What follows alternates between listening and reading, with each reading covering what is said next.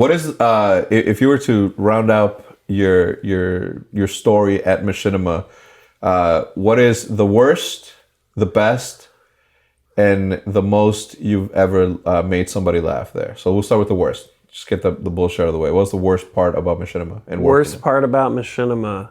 Worst part about Machinima was the last. It was the uphill battle for the last year there, just to get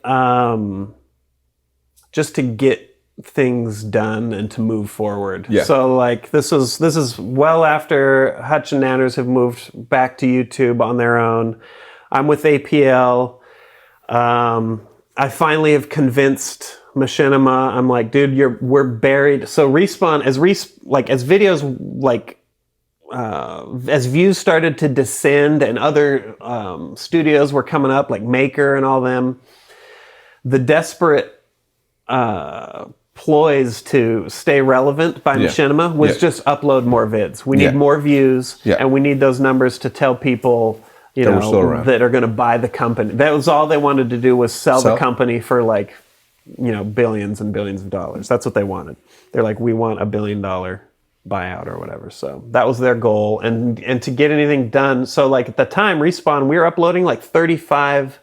We weren't, but programming, the team was uploading by direction from on high, like 35 videos a day. And we're doing, inbox was every Monday. So if you, figure that, you're looking at, 250 videos. We're every 250th, every 300th video. And I was like, dude, this is, no one's standing out. There's no one can stand out on this, like in this storm. Yeah. So I had finally been pushing to break us off onto our own channel, Team Respawn. Yeah. And that battle, it was such an uphill battle. It took so long and so much effort. I was spending all my time in meetings trying to get this shit done. And finally, when it was done, we weren't even really given time for it. I mean, it didn't blow up or anything, but we also we weren't given the time to grow it, because essentially I was seeing what people were doing on their personal channels, and I'm like, that's what we need to be doing. We need to be doing our shit where it's inbox and then us playing games, just like I'm doing now. Eventually I was like, dude, I'm gonna bail. That was the worst. That last year was the worst. Yeah. It felt like, what's the Greek guy? Sisyphus, I think? I forget. The dude who pushes the rock up the hill, and at the top of the hill it always rolls back down, right? And he's doomed to do this forever. That's what it felt like, just this constant... aren't those dung beetles? I don't think it was a Greek guy. Oh, the Greek? It's a dung beetle. Okay, well then what about the dude who always dips his head to drink the water? And the water recedes, and then he tries to eat the fruit, and it pulls away. How about that? That's an ostrich. Is that a fucking dung beetle? No, that's the ostrich. It's an ostrich? The ones that put their heads on the ground? That's not an ostrich. Ostriches never, Who Ostriches put their heads in the ground. Okay, that's what I'm talking about. Oh, but not in the water, you're saying. Got it. It's religion. It's one of those things. All right, happiest, and we're not done. I have a ton of questions. Okay, go. What time do you have to be back home? Oh, no, I got all the time in the world. Yeah. Okay, so what is your best moments there? Best moments. My personal best moments were after the Inside Gaming Awards. Basically finishing my parts of those, because I'd been sort of pulled in in a sort of a Ryan Seacrest style capacity. Oh yeah. And that was some of the hardest shit I've ever done. We talked about that last week with Hutch, and how you were so easily comfortable in doing those questions. I couldn't even talk to you at those events, because you were just cameras on you. You're at the red carpet, welcoming every single fucking person that was walking in. So yeah, those were so hard, and they gave me lots of freedom. So to Machinima's credit, they gave me tons of freedom. I could do pretty much anything I wanted, but that came with. So there was like a time when the guy behind the camera, the producer, he's giving me like this. Like, he's like, we don't have anybody. I'm standing there and we don't have anybody to talk to. And he's like, just stretch it out. Go. And I would have to do that sometimes. Like most of those things is like, stretch it out. Your next interview is on the red carpet and they're taking a little longer. You got to go for a few minutes. I'd have to do that, for like 25 minutes.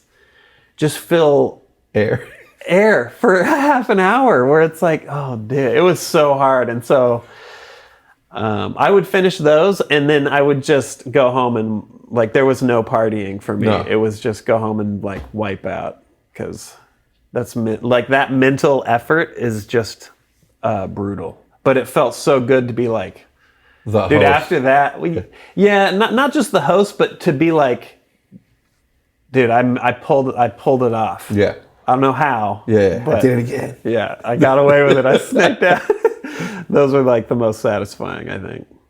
Yeah. Personally, yeah. The hardest you've ever laughed with the Machinima Respawn crew? Do you remember?